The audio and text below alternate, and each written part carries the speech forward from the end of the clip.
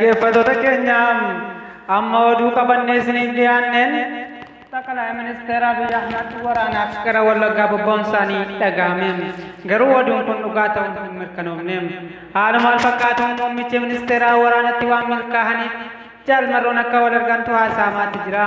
Haa ta'u malee muummichi ministeeraa duraan kan dubbatanii jiran ani leencaa jaalmarroon waraabessaa sagalee kudha keenyaan boollatti galtii nuti yoomiyyuu tokko ta'uu hin dandeenye jechuun dubbatanii.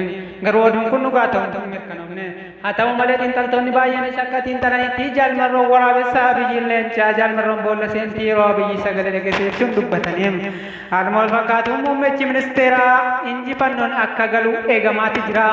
Haaluma wal fakkaatuun muummichi ministeeraa nagaa fi tasgabbii biyya biroo waliin nan gaggeessa garuu shaneen nan tuffadhaa waraabessiif leencii takkumaayyuu waliin hin galle jechuun gabaasa muummee ministeeraati.